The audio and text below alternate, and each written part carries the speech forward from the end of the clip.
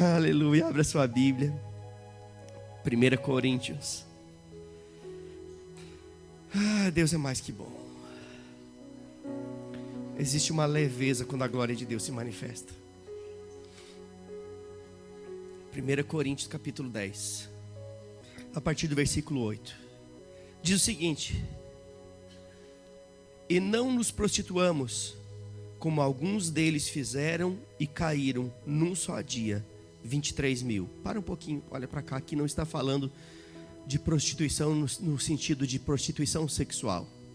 Está falando de prostituição no sentido de você trocar o verdadeiro Deus por outros deuses. É nesse sentido que está falando. Existe uma prostituição espiritual que é ainda pior do que a prostituição natural, ou carnal, ou prostituição sexual.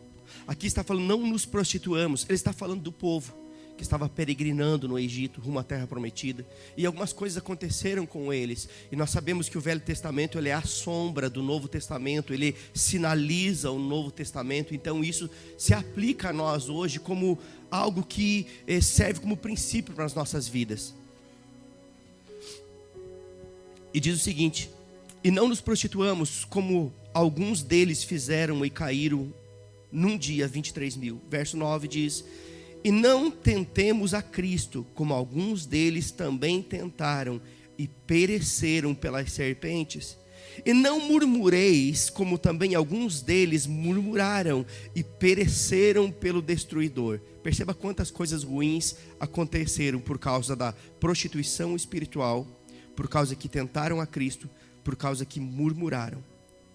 Verso 11 diz o seguinte: ora, tudo isso lhes sobreveio como figuras, ou como sombra, e estão escritas para aviso nosso. Ou seja, o que aconteceu para eles foi algo figurado, para a nossa realidade serve como aviso. Lembra que o Velho Testamento são placas sinalizadoras, apontando a nossa realidade. E diz o seguinte: e estão escritas para aviso nosso, para quem já são chegados o fim dos séculos. E então entramos no versículo que de fato eu quero trazer como texto base para a nossa mensagem, que é o verso 12, e diz o seguinte: aquele pois que pensa estar em pé, cuide para que não caia. Eu vou repetir para você: aquele pois que pensa estar em pé, ou aquele que está em pé, ou aquele que cuida estar em pé, cuide para que não caia.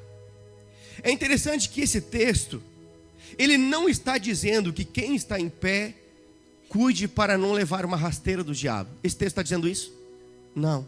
O texto é muito claro e ele não deixa nenhuma margem para a gente pensar desta forma. Ele não diz: ei, se você está em pé, cuide para não levar uma rasteira do diabo. Não está dizendo isso. Na verdade, que ninguém pode derrubar um cristão.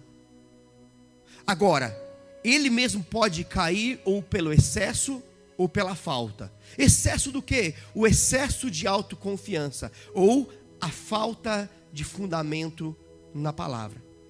Como um cristão pode cair? Os dois motivos básicos, ou os principais motivos que fazem um crente cair: excesso de autoconfiança. Não, isso jamais vai acontecer comigo. Eu não sei se você já ouviu alguém falando isso. Excesso de autoconfiança ou falta de fundamento na palavra.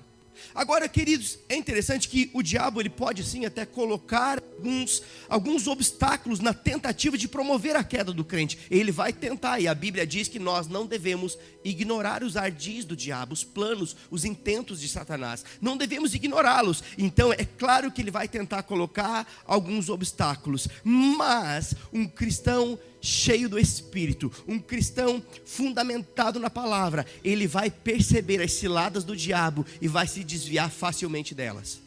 Um crente cheio do Espírito Santo, um crente fundamentado na palavra, ele tem uma percepção espiritual do perigo, daquilo que muitas vezes vem como um ardil, uma sutileza de Satanás tentando promover a nossa queda. Mas só tem essa percepção espiritual crentes cheios do Espírito e crentes cheios da palavra.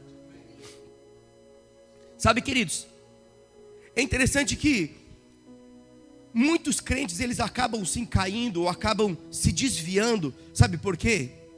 Porque eles vão muitas vezes para a igreja em busca apenas dos milagres e das bênçãos.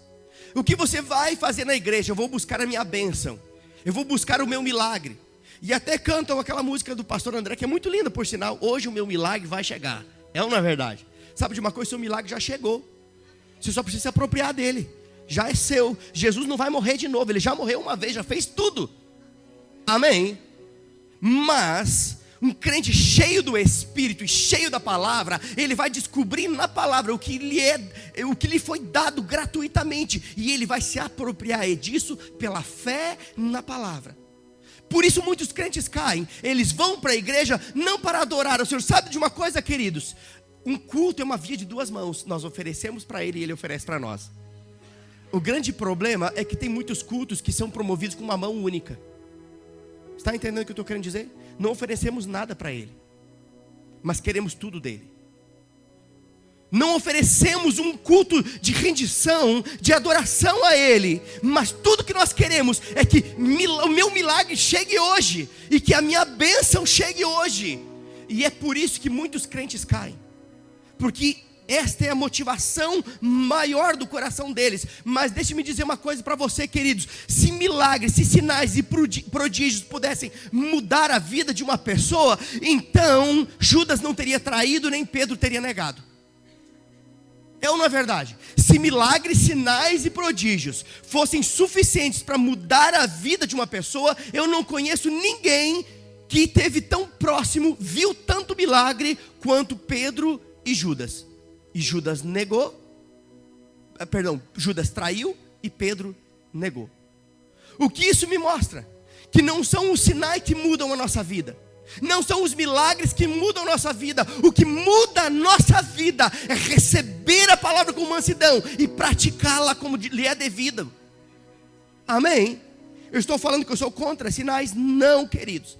Eu só estou querendo dizer que ninguém morre por falta de milagre na igreja, mas muitos morrem por falta de palavra na igreja. Ninguém morre se um milagre não acontecer. Se um cego não enxergar, se um surdo não ouvir, se um paralítico não andar, ninguém vai morrer. Mas se não tiver palavra no altar, eu garanto para você que você vai definhando espiritualmente, você vai enfraquecendo espiritualmente. Daqui a pouco, morte espiritual se manifesta. Tem crente morrendo no meio da igreja por falta de palavra. Talvez você diga, mas esse não é o nosso contexto aqui. Mas eu quero incentivar você a sair daqui e propagar as verdades que você tem ouvido. Amém? Que você seja um proclamador, um multiplicador das verdades que você tem ouvido. Oséias capítulo 4, versículo 6 é um versículo muito conhecido nosso. Se você quiser abrir, fique à vontade. Mas eu vou ler para você. Oséias 4, 6 diz o seguinte: eis que o meu povo está sendo arruinado. Em outra versão diz destruído ou enfraquecido, porque lhe falta conhecimento da palavra. Eu estou lendo aqui na versão King James, diz o seguinte: eis que o meu povo, o povo da aliança, o povo de Deus, está sendo arruinado, está sendo destruído, porque lhe falta o conhecimento da palavra. Aí vem um ponto e continua explicando por quê. Porquanto fostes negligentes no ensino. Por que é que o povo estava sendo arruinado e destruído? Porque aqueles sacerdotes, no contexto da época, que tinham a responsabilidade de ensinar a palavra, não estavam ensinando a palavra. Ou seja, por falta de ensino, por falta de conhecimento da palavra, o povo estava sendo destruído, o povo estava sendo arruinado. Então veio uma exortação aqui. Agora, veja bem, eu creio firmemente, queridos, que Deus, nesses últimos dias que antecedem a volta de Cristo, Deus, Ele está levantando uma geração de filhos remanescentes. Deus está levantando uma geração de filhos remanescentes, firmados na palavra, que amam a palavra, que vivem a palavra. Filhos remanescentes que estão firmados na palavra, que amam a palavra e que vivem a palavra. Esse é um convite de Deus para que você se torne um destes. Faça parte do clube. Que clube? O clube do verbo da vida? Não, é o clube dos remanescentes. Clube dos remanescentes. Sabe de uma coisa? A Bíblia diz que no Velho Testamento haviam 7.000 que não haviam se dobrado. Eu creio que no Novo Testamento, se o velho é a sombra, no Novo Testamento deve ter 7 milhões, trilhões, sei lá, de pessoas, de crentes que não estão negligenciando a palavra, mas que estão fundamentados, firmados, amam e praticam a palavra. Fazem parte desse clube, o clube dos remanescentes. Aleluia. Sabe, queridos, eu creio que esses remanescentes, esses que o Senhor está levantando, essa geração de filhos remanescentes, estes serão aqueles que buscarão antes dos seus próprios interesses, os interesses de Deus. Quantos aqui estão dispostos a abrir mão dos seus interesses em prol dos interesses de Deus? Sabe de uma coisa, queridos? Eu costumo dizer que eu não presto para mais nada, a não ser buscar os interesses do meu pai. Eu não presto para mais nada, a não ser ir atrás daquilo que é interesse do meu pai, porque eu quero agradá-lo. E quando alguém faz algo para mim que é do meu interesse, o resultado é alegria no meu coração. Quando alguém faz algo que é interesse de Deus, o resultado é alegria no coração de Deus. Amém?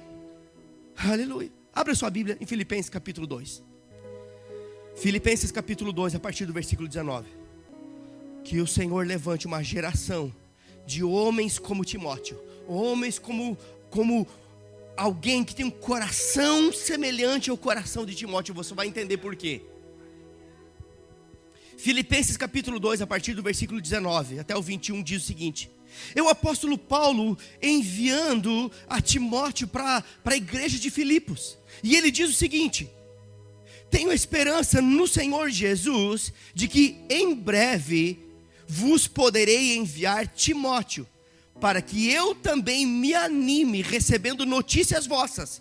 Agora presta atenção: pois não tenho ninguém que tenha esse mesmo sentimento, que sinceramente zele por vosso bem-estar, porquanto todos procuram cuidar apenas dos seus próprios interesses e não se dedicam ao que é de Cristo Jesus. O que Paulo está falando aqui, queridos? Paulo está falando que Timóteo tinha seus interesses alinhados com os interesses de Deus. É isso que Paulo está falando aqui nesse versículo. Queridos, eu quero que você entenda algo. Paulo, ele tinha muitos cooperadores, muitos cooperavam com Paulo, muitos serviam a Paulo. Mas Paulo está dizendo aqui que não havia ninguém como Timóteo, ninguém igual a ele, ninguém que tinha os interesses alinhados com os interesses de Deus como Timóteo tinha. E ele é muito claro, ele diz: pois não tenho ninguém que tenha este mesmo sentimento. Quando eu li isso, eu tremi, queridos, porque a recomendação do pai da fé de Timóteo, Paulo, pai da fé, Timóteo era filho na fé, e Paulo teve a ousadia de dizer: ei, eu não tenho ninguém como Timóteo, e é por isso que eu estou enviando ele. Porque os outros buscam os seus próprios interesses, mas Timóteo é diferente. Timóteo tem um coração diferente. Timóteo busca, antes dos interesses dele, os interesses de Cristo. E é por isso que eu estou enviando ele. Sabe, queridos, nós só seremos plenos em Deus se nós buscarmos em primeiro lugar os interesses de Deus. Eu garanto isso para você. Todo mundo quer ser pleno em Deus. Eu quero viver a plenitude de Deus. Mas nós só viveremos a plenitude de Deus se nós buscarmos em primeiro lugar os interesses de Deus. Mateus capítulo 6, verso 33 diz: buscai em primeiro lugar o reino de Deus. Basicamente o que está dizendo ali é: busquem em primeiro lugar os interesses do reino. O reino de Deus já veio. Nós não precisamos buscá-lo. Ele já existe. Ele já está disponível. Basicamente o que esse texto está dizendo é: ei, agora você foi transportado do império das trevas para o reino do Filho. Busque cumprir os interesses desse reino. Sabe, queridos, foi dado a cada crente, a cada cristão, a responsabilidade de descobrir os interesses de Cristo. Não é uma responsabilidade única do seu pastor. A cada cristão, a cada nascido de novo, Deus, Ele delegou essa responsabilidade. Descubra os meus interesses e viva por eles. Você pegou isso? Descubra os meus interesses e viva por eles. Agora, Deus não é um Deus de mistério. Deus é um Deus de revelação. Por muito tempo eu achava que Deus era inacessível. E por muitas vezes eu ouvia aquele jargão gospel. Oh, mistério!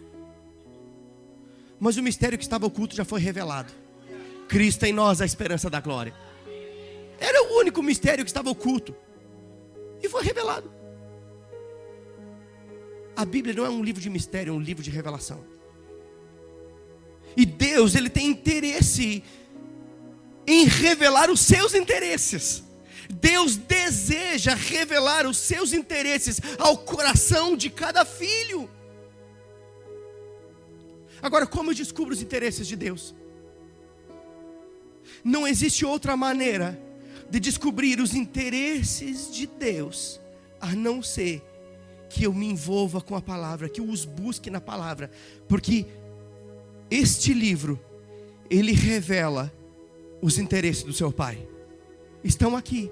Como eu descubro os interesses do meu Pai? Estão aqui. Ele deixou tudo escrito. Agora, existem algumas maneiras de facilitar isso. Por exemplo, uma vida de oração. Uma vida de oração, ela vai ativar a unção. Oração ativa a unção. Ai, eu queria tanto viver debaixo da unção. Então eu começo a viver mais debaixo de oração. Porque a oração, ela ativa a unção. E a unção ativa a revelação. Você pegou? A oração, ela vai ativar a unção. E a unção vai ativar a revelação. E a revelação ativada traz ao nosso coração os interesses do nosso Pai.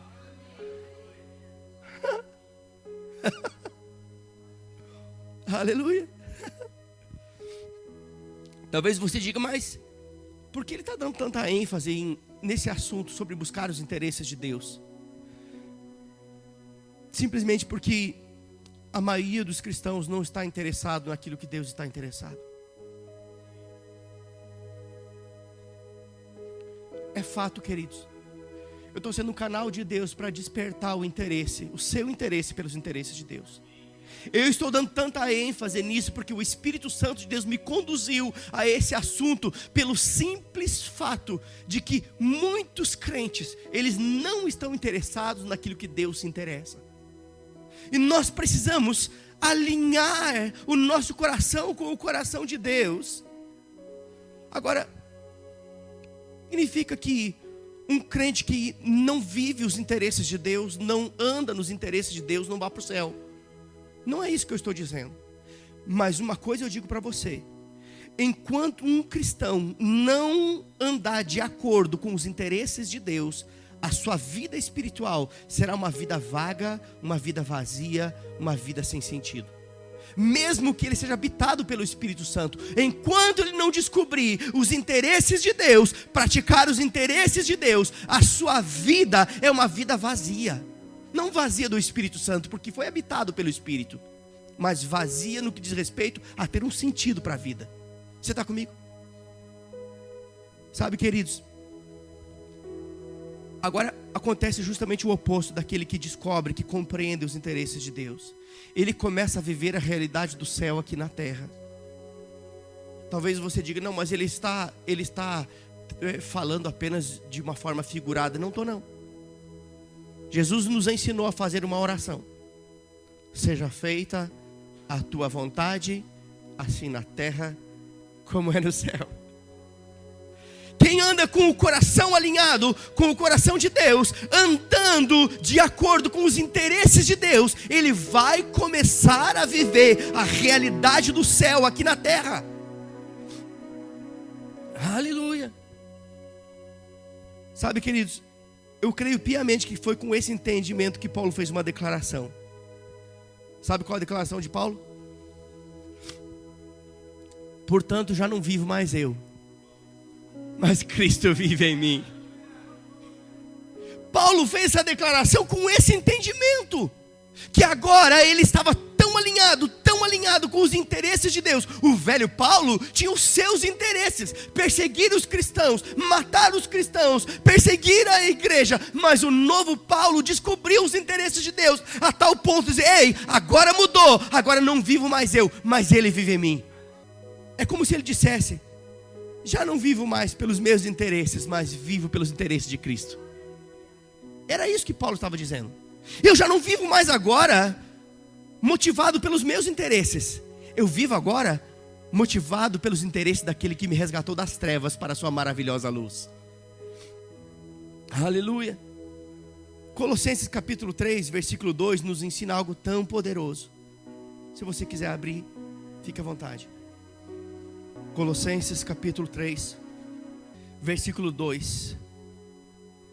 Ele vai nos ensinar que devemos pensar nas coisas que são de cima. E diz o seguinte: pensai nos objetivos do alto e não nas coisas terrenas.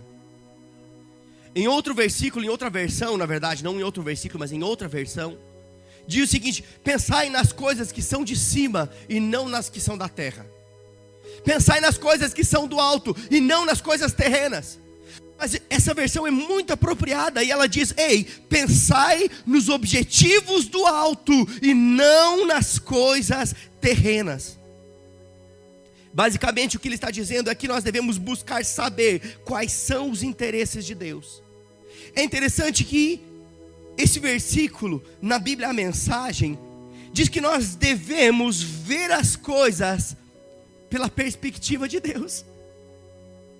Colossenses 3:2, na versão A Mensagem, diz: ei, crente, comece a ver da maneira que Deus vê, não veja segundo os seus olhos.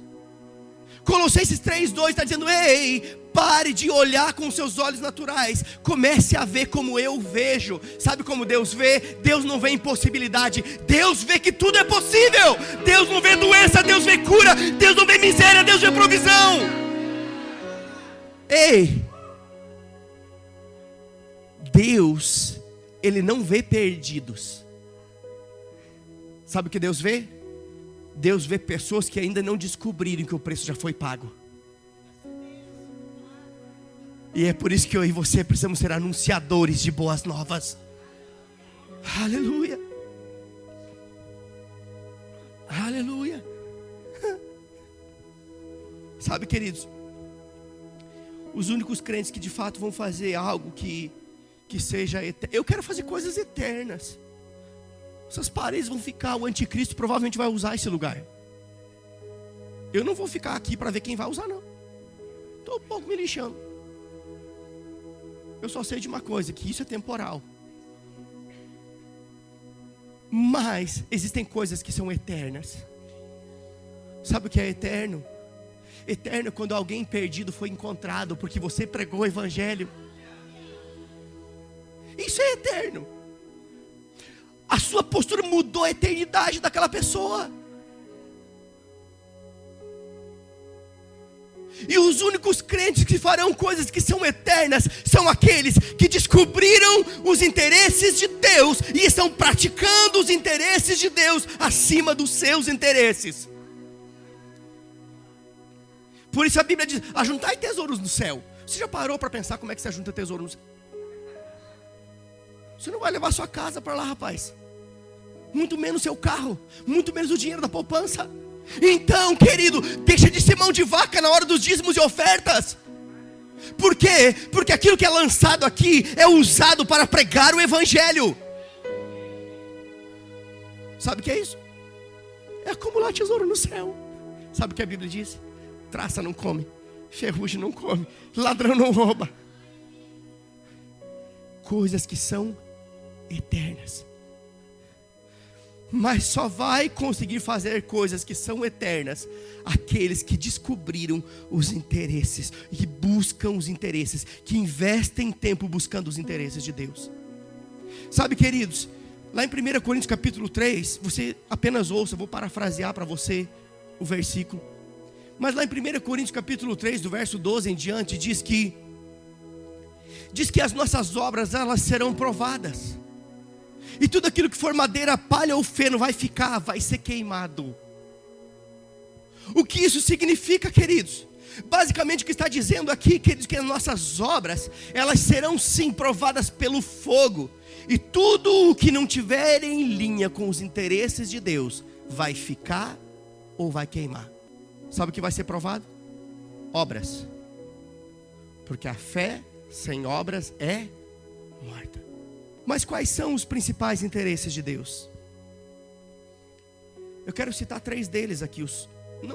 Não são só esses, mas eu quero dar aqui pelo menos um pontapé inicial para que você descubra os outros.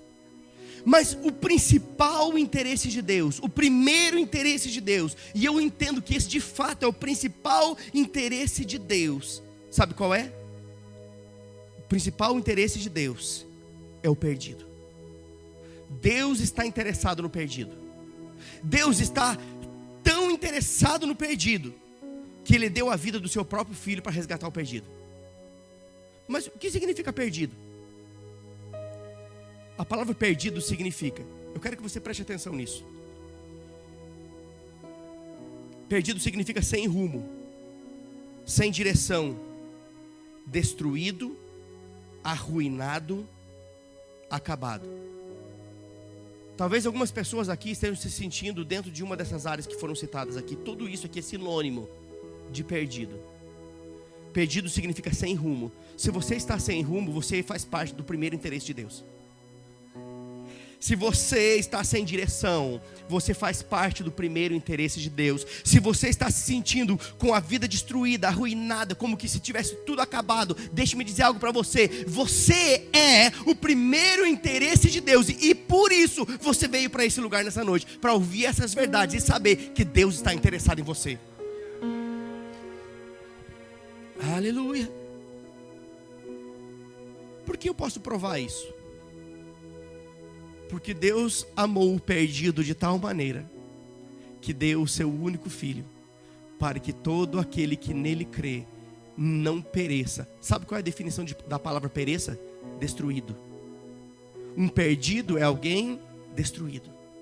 E ele diz que, João 3,16, o versículo mais conhecido da Bíblia talvez, ou deveria ser: Deus amou o perdido de tal maneira que Deus não encolheu a mão, Ele deu o seu melhor, com o propósito de alcançar o perdido, para que ele não fosse destruído.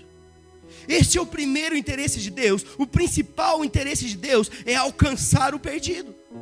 Romanos 8,32 diz que Deus não poupou o seu próprio filho por amor ao perdido, confirmando com João 3,16. Romanos 8,32, ele reafirma a verdade de João 3,16.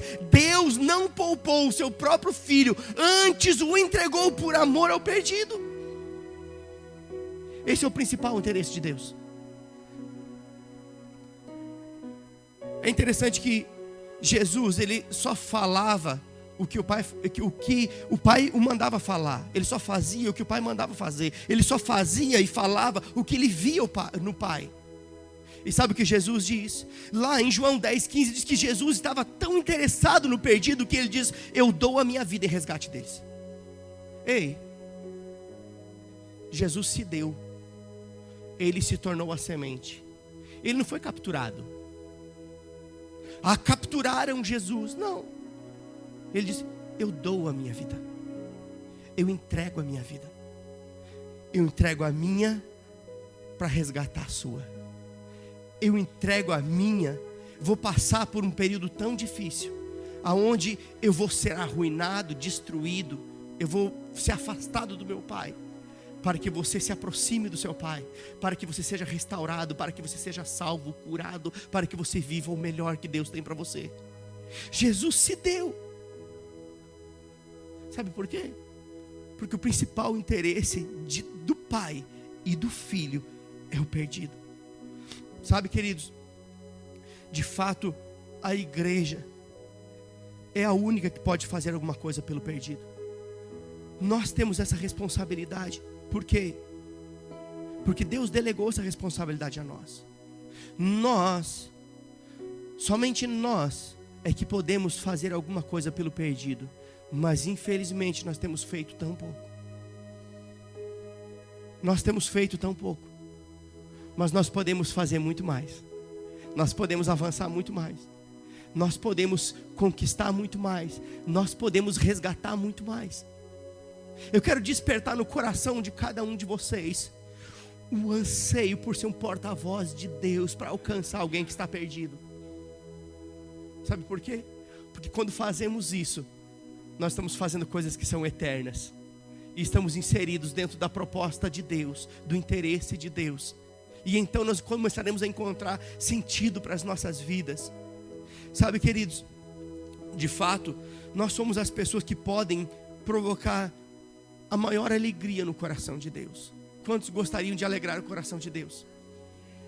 Eu sei que nós tentamos fazer isso de muitas formas, muitas vezes dando uma grande oferta, muitas vezes levantando as nossas mãos no horário do culto, adorando o Senhor. Tudo isso é válido, tudo isso Deus se agrada. Mas não tem nada que agrade mais o Senhor do que um perdido que foi achado. E nós podemos provocar essa alegria no coração de Deus, cumprindo os interesses dele. Sabe, queridos, a Bíblia diz que há festa nos céus quando um pecador se arrepende, não é verdade? Há alegria e festa. Tem dois versículos que dizem, um diz que dá alegria e outro diz que há festa. É claro, uma festa no céu só pode ter alegria, tristeza que não vai ter. Agora, quando é que isso acontece? Quando um pecador se arrepende. Deus está nos comissionando para sermos promotores de eventos celestiais. Promotor de festa nos céus. O que você é? Eu sou um promotor de festa nos céus. Aleluia. Agora eu fico imaginando que em todo lugar, em todo momento, em cada canto desse mundo tem alguém se rendendo a Jesus. É ou não é verdade? Isso me prova que a festa não acaba nunca. E é por isso que nós somos um povo festeiro. Amém? Há uma festa dentro do nosso coração, contínua. Sabe por quê? Porque parte do céu veio habitar em nós, o Espírito Santo. Aleluia. É por isso que nós não somos tristes. Qual é o principal interesse de Deus? Qual é o primeiro e principal interesse de Deus? Alcançar o perdido. Ficou claro isso? Mas qual é o segundo principal interesse de Deus? O segundo principal interesse de Deus é que a pessoa que foi achada seja cheia do Espírito Santo, através do batismo com o Espírito Santo. Deus deseja isso. Eu não sei se Deus quer. Deus não só quer, como Ele deseja, e Ele anseia por isso. Ele deseja que cada crente nascido de novo seja cheio do Espírito Santo. Mas aonde eu encontro isso na Bíblia? Se você ler, vai encontrar inúmeros versículos, mas vou citar um para você, lá em Efésios 5:18, que diz: não vos embriagueis com vinho, mas enchei-vos do Espírito Santo. É a Bíblia. Deus está interessado. O segundo principal interesse de Deus é que a pessoa que estava perdida e foi achada, ela seja cheia do Espírito através do batismo com o Espírito Santo. Deixa eu me dizer algo para você. A nossa primeira experiência ao aceitar a Jesus é receber um selo. A Bíblia diz que somos selados com o Espírito Santo da promessa. O selo é a garantia de que a carta vai chegar no seu destino. Você nasceu de novo, recebe um selo. Esse selo está dizendo: destino, o céu. O céu é o seu limite. Amém? Nascemos de novo, entregamos a vida para Jesus, recebemos um selo, o selo do Espírito, a garantia de que nós estaremos com Ele continuamente. Mas, querido, quero que você entenda algo. Após aceitarmos a Jesus e receber o selo do Espírito Santo, ou seja, a vida de Deus passa a habitar em nós a partir do novo nascimento. Essa é a primeira experiência. Porém, o batismo com o Espírito Santo é a segunda experiência, que deve acontecer subsequente ao novo nascimento. Você não precisa jejuar 42 dias e meio para receber o batismo com o Espírito Santo. Você pode aceitar Jesus num culto e no mesmo culto ser batizada com o Espírito Santo. Ah, mas eu não me acho digno. Deus te tornou digno de ir para o céu e você não se acha digno de receber o batismo com o Espírito Santo? Um crente nascido de novo, se morrer, vai para onde? Eu não consigo entender. Como algumas pessoas, como eu era assim. Eu era exatamente assim. Eu jejuava, eu orava, eu fazia de tudo. Tudo que você pensar, e mais um pouquinho ainda eu fazia. Já sei, eu não sou digno de ser batizado com o Espírito Santo, porque o Espírito, na verdade, ele é santo. E eu sou o mais miserável de todos os homens. Eu sou o maior pecador da face da terra, o caco da telha que raspou as feridas de Jó. Esse sou eu, verme. Eu sou verme, não homem. Esse era o conceito que eu tinha. E enquanto eu tinha esse conceito, eu via todo mundo orando em outras línguas, batizado com o Espírito Santo, e eu ficava naquele mundinho medíocre. Mas quando eu entendi que quando eu nasci de novo, eu recebi um selo que me habilitou a ir para o céu, e ir para o céu é muito mais importante que ser batizado com o Espírito Santo. Então, se eu fui autorizado a ir para o céu, porque Jesus pagou o preço do meu pecado, me justificou, me santificou, Ele me colocou também numa condição de agora não apenas ter o Espírito dentro, mas ser revestido com Ele. É desejo de Deus. Amém? Isso foi profetizado por Joel. Não é o pastor Joel, não. É o Joel da Bíblia. Tá bom? Joel profetizou isso. Joel 2:28. E há de ser que depois daqueles dias derramarei do meu espírito sobre toda... Eu me lembro, gente, o tempo que eu era bem tradicional. Nós cantávamos uma música que dizia assim: gotas somente nós temos. Quem lembra dessa música? Alguns lembraram aqui. Que gota o que, gente? A Bíblia diz: há de ser que depois daqueles dias eu derramarei do meu espírito sobre toda a carne. Derramar não é gota, é abundância.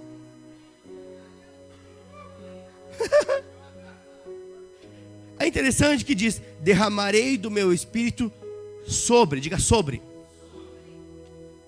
Por que sobre? Porque quando nascemos de novo, o Espírito veio dentro. O batismo do Espírito Santo é uma experiência sobre. Derramarei do meu espírito sobre toda a carne. João Batista, ele também reafirmou isso. Lá em Marcos capítulo 1, versículo 8, ele diz: ei, eu batizo vocês com água. Ele estava preparando o caminho. Eu batizo vocês com água, mas ele vos batizará com o, diga, Espírito Santo. Ele vos batizará com o Espírito Santo. Você acha que Deus, Ele daria o batismo, colocaria disponível, à disposição da igreja, dos crentes, o batismo com o Espírito Santo, se não fosse importante?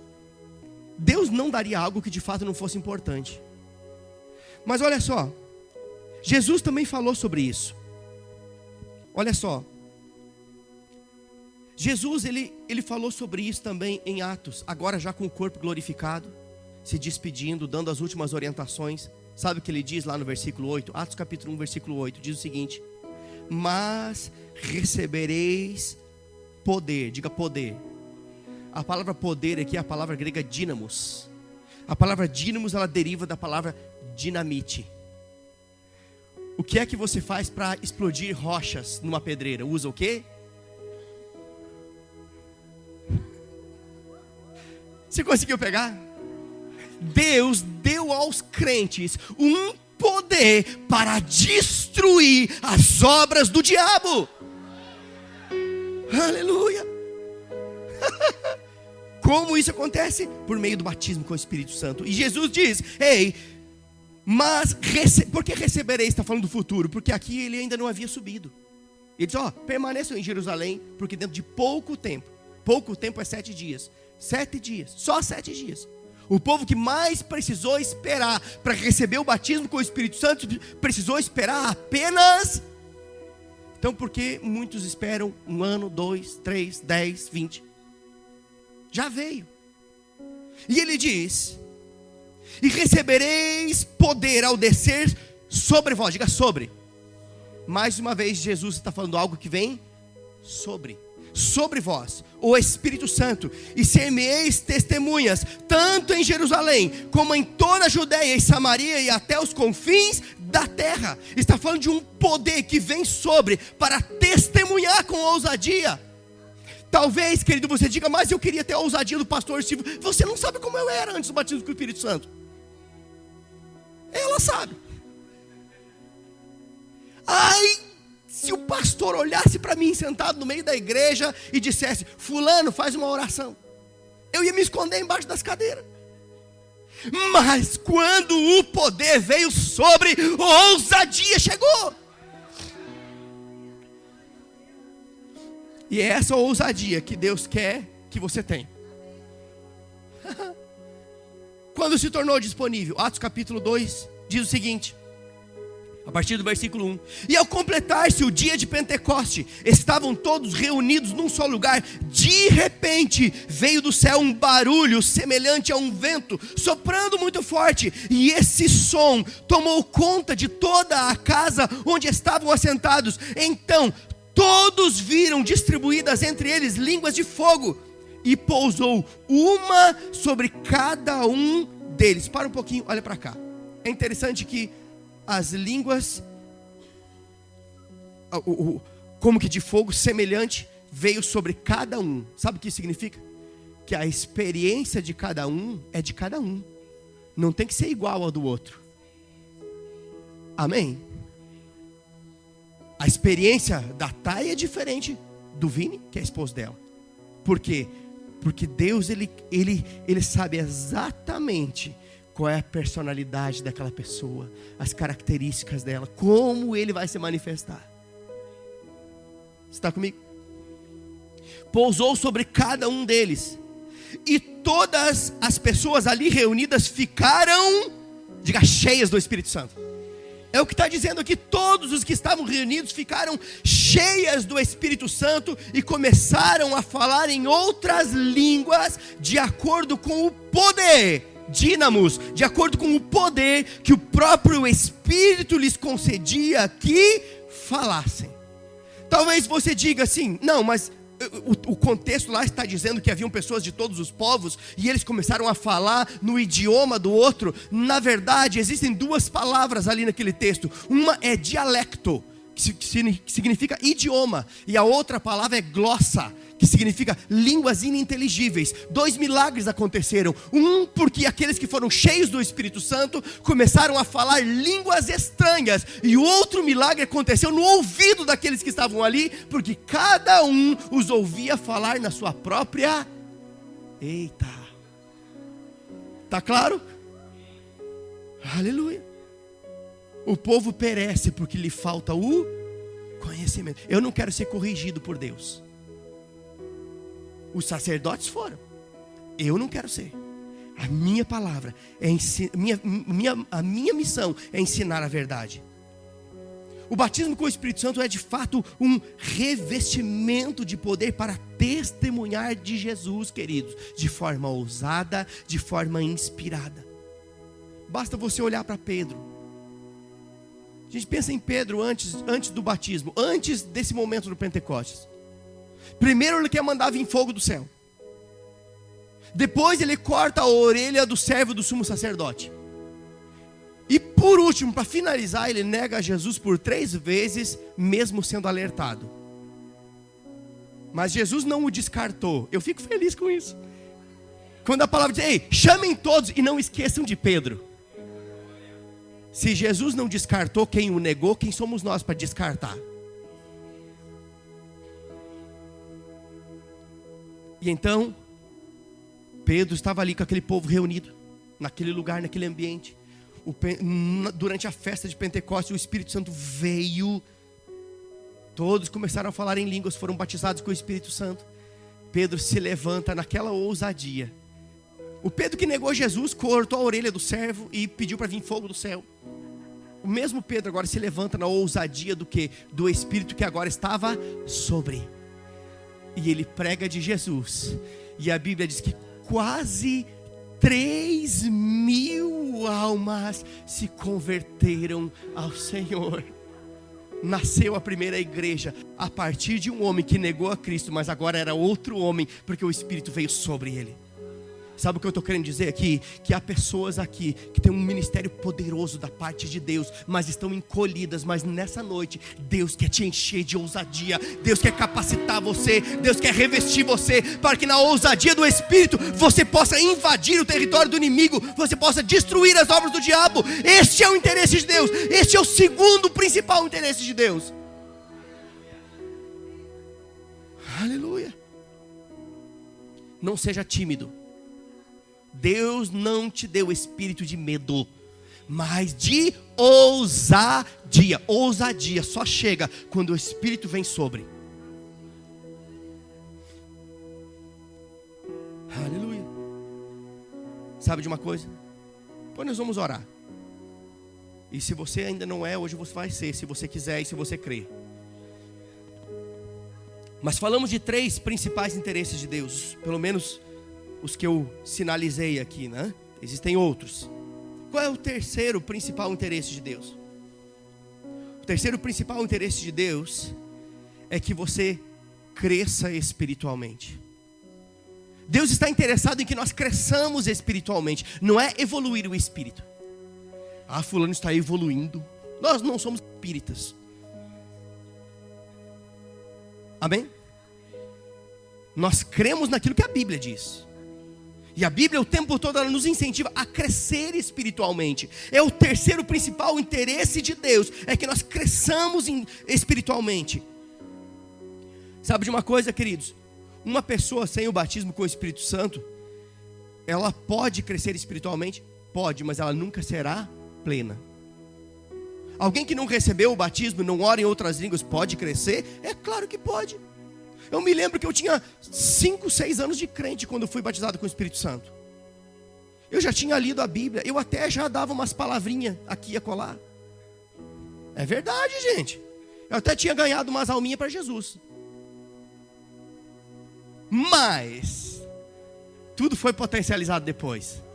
Eu estou dizendo que alguém que não é batizado com o Espírito Santo, ele pode crescer espiritualmente, mas ele nunca será pleno.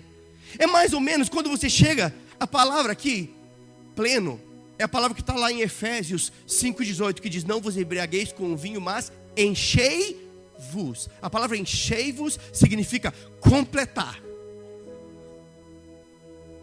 Pleno é completo. É como você encosta na bomba de combustível e você entrega a chave para o frentista e você diz: completa. E aí ele bota a mangueira ali e ele vai abastecer outro carro. Quem já viu isso acontecer? Quando o posto está cheio, ele está ali, bota a mangueira lá e ele vai abastecer outro carro. E a mangueira tem um dispositivo que quando toca ali, que a espuma bate na ponta da mangueira, ela trava. É ou não é verdade? Agora eu pergunto para você: encheu ou não encheu? Não encheu. Quando você está abastecendo e a mangueira trava, significa que a espuma do combustível começou a bater no bico da bomba. E por uma medida de segurança, para que não vaze para fora, ela vai travar. Mas um frentista que é inteligente, o que obedece à instrução daquele que pediu para encher, ele vai dizer: só um pouquinho, senhor. E ele vai lá e ele, devagarinho, ele vai colocando. Ele espera um pouquinho, ele põe mais. Ele espera um pouquinho, ele põe mais. Ele espera um pouquinho, ele põe mais. Até que bate em cima. E então ele encheu. Sabe o que eu estou querendo dizer com isso? Que há alguns aqui que estão encostados na bomba e quando bate na espuminha em cima, não está bom. Mas sabe de uma coisa? Aqueles litros que faltam para encher o tanque, eles podem te impedir de chegar no lugar que Deus idealizou para você. Eu falo isso como alguém que já fez longas distâncias. E eu controlava tudinho. Eu sabia quantos litros cabiam. E aí ele botava 45 litros. Ó, cabe mais 5. Pode colocar que vai mais 5. Tem certeza, senhor? Tenho certeza. Pode colocar, vai mais 5. O que eu estou querendo dizer nessa noite? É que o interesse de Deus é que nessa noite você seja pleno do Espírito.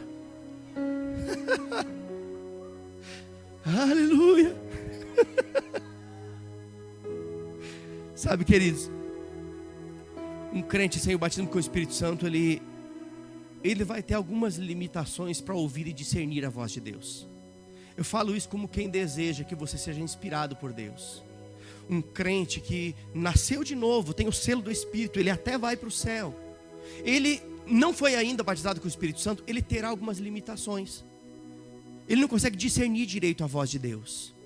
Ele não consegue ouvir direito a voz de Deus. Ele lê a Bíblia e a Bíblia não consegue ser revelada ao coração dele como de fato ela é. Ele lê e aquilo fica na superfície. Eu sei. Eu falo como alguém que viveu isso. O batismo com o Espírito Santo, ele vai abrir os nossos olhos espirituais. Nós vamos ler a Bíblia e ela se torna viva para nós. Ela se torna uma realidade, um rema no nosso coração. Agora, o crescimento espiritual, a terceira principal interesse de Deus a nosso respeito, é que nós cresçamos espiritualmente, para que nós possamos de fato, né, nascer de novo, ser batizado com o Espírito Santo, mas entender que existe um processo contínuo. E a Bíblia diz em Efésios capítulo 4, versículos de 11 a 16, apenas ouça. Ali vem falando que o crescimento espiritual é algo contínuo, até que nós cheguemos à estatura de varão perfeito. O que significa isso? Nós só seremos perfeitos no dia do arrebatamento. É ou não é verdade? Até lá, nós ainda estamos num corpo que é de carne, está sujeito às aflições desse mundo. É ou não é verdade? Então, quando Efésios capítulo 4, de 11 a 16, vem falando que nós devemos crescer até que nós cheguemos à estatura de varão perfeito, está dizendo que desde que nós nascemos de novo, até o arrebatamento, ou até Jesus vir nos buscar, nós precisamos crescer, continuar crescendo espiritualmente. É o desejo de Deus. A Bíblia diz isso, que nós devemos avançar, que nós devemos crescer até que nós cheguemos à perfeição. Agora, entenda algo. Por que é que nós devemos crescer espiritualmente? Porque Deus deseja que nós cresçamos espiritualmente. Primeiro, porque crentes imaturos ou crianças espirituais são egoístas. Crentes imaturos ou crianças espirituais são egoístas e ficam emburrados por qualquer coisa. É ou não é verdade? Crentes imaturos, crianças espirituais têm isso. Segundo motivo, porque Deus quer que nós cresçamos espiritualmente. Porque adultos espirituais podem fazer coisas com um grau maior de importância do que uma criança espiritual. É por isso que Deus quer que nós cresçamos espiritualmente. Porque adultos espirituais podem fazer coisas com um grau de maior importância do que aqueles que são crianças. Deixa-me dizer algo para você. Cadê o Alexandre? Está aí, né? Fique de pé, Alexandre. Todos sabem que o Alexandre tem a Sofia, não é verdade? Aquela bebezinha linda. Quantos sabem que ele tem a Sabrina também? Quantos anos tem a Sabrina? 21. E a Sofia? 1 ano e 2 meses. Quando ele entra, o Alexandre entra com a Sofia, todo mundo que está perto chega lá, ai, cuti, cuti, cuti. Que lindinha. Eu vejo um milagre, um cara tão feio, uma filha tão linda, não é? Mas é interessante que todo mundo olha para a Sofia, fica encantado, vê a Sofia nos braços. É ou não é verdade? Agora, por que todo mundo fica encantado? Porque é natural um pai carregar o seu filho no colo. É ou não é verdade? Agora, pensa se o Alexandre entrasse aqui com a Sabrina. Sabrina está aqui ou está na igreja de criança? Está lá, né? 21 anos. Olha lá a Sabrina, está lá atrás. Fique de pé, Sabrina. Lá, olha que moçona. Está namorando já há 8 meses, né? Então tira os olhos dela se você está solteiro. Imagina se Alexandre entra com a Sabrina no colo, com uma mamadeira na boca. Você não vai achar estranho? A Sofia você não acha estranho porque é um bebê. É natural um bebê estar no colo do pai recebendo mamadeira. Mas um adulto como a Sabrina, que já tem 21 anos, você se escandala. Que negócio é esse, rapaz? Essa baita moça, 21 anos, larga essa menina, tira essa mamadeira dela. Você não acharia estranho? É interessante que nós não achamos estranho, muitas vezes, um crente com 21 anos de igreja, tomando atitudes de bebê espiritual. Arrochou, não arrochou?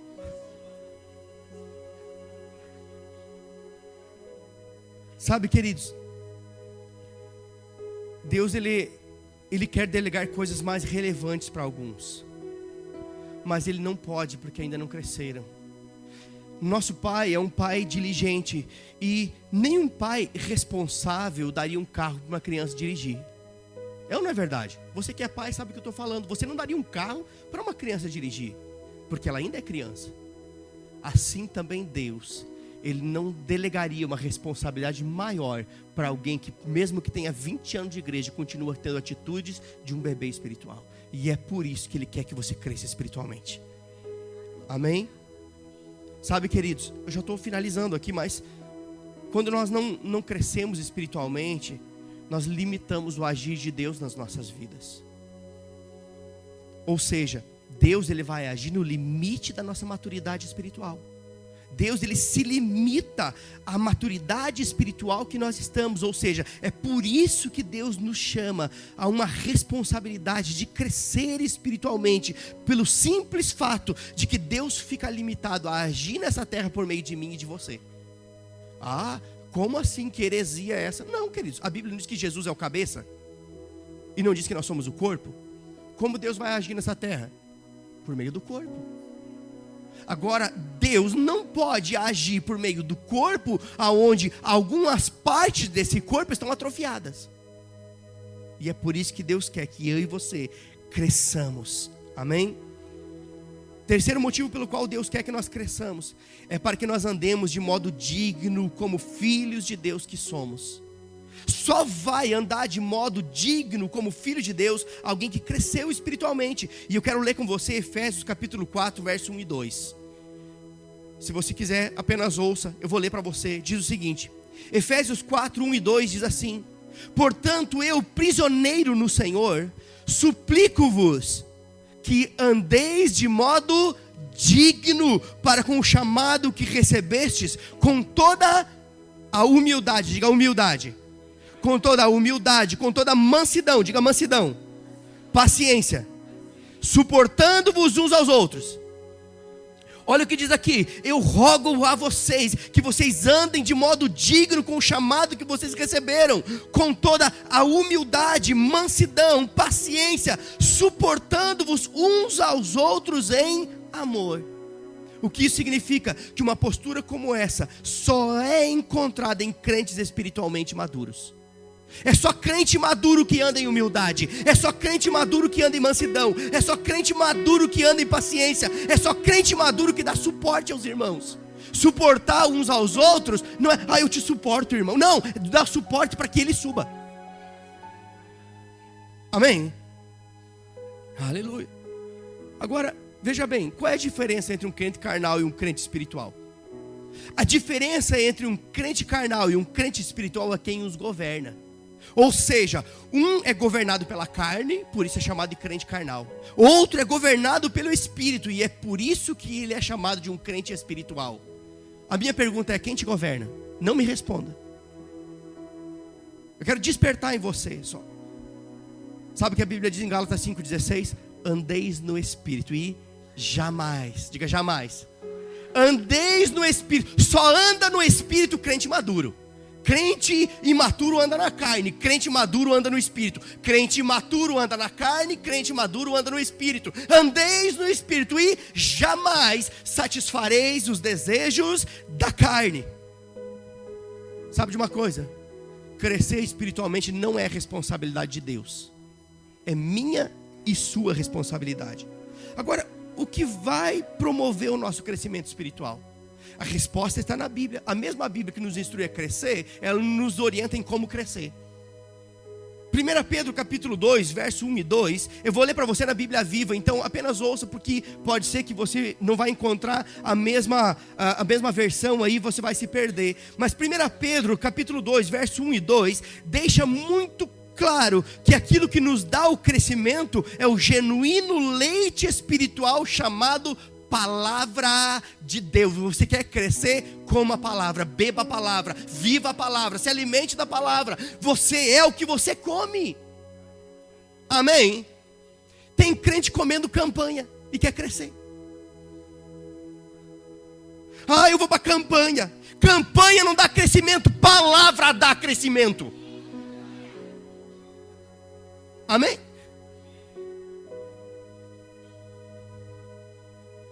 Olha o que diz aqui, na Bíblia Viva, esse versículo. Portanto, libertem-se dos seus sentimentos de maldade e de todo engano. Ei, liberte-se de todo sentimento de maldade e de engano. Acabem com a falta de sinceridade e o ciúme. É a Bíblia, não sou, é a Bíblia, gente. Não me atire pedra. Olha o que diz aqui. Acabem com a falta de sinceridade e o ciúme e parem de falar dos outros por trás. Não sou eu que estou arrochando, é Jeová Jiré que está arrochando. É a palavra. Amém? Isso aqui, essas coisas impedem o crescimento. É por isso que ele vem falando: ei, você quer crescer? Então você largue fora toda maldade, largue fora todo engano, largue fora toda a falta de sinceridade, largue fora o ciúme, pare de falar dos outros por trás. E depois ele diz: sejam como bebês que desejam o puro e genuíno leite espiritual, para que, bebendo dele, vocês cresçam e sejam salvos. A palavra salvos aqui não está falando de salvação para a eternidade. A palavra salvo aqui no grego significa crescimento interior. Então está dizendo: ei, sejam como bebês que desejam o puro e genuíno leite espiritual da palavra, para que, bebendo dele, vocês cresçam no homem interior. Beba a palavra, coma a palavra, se alimente da palavra, querido. Se você só come o que você ouve nos cultos, você vai continuar criança. Você precisa dedicar um tempo. Aleluia. Crescimento espiritual é apenas um resultado do conhecimento aplicado da palavra, querido. O que é isso que ele está falando? Esse tal de crescimento espiritual é uma evolução do espírito? Não. Crescimento espiritual é o resultado do conhecimento aplicado. Ei, não é só conhecimento. Tem gente que conhece a Bíblia de capa a capa até os mapas, mas não vive. E continua um bebê espiritual. Você é o que você vive.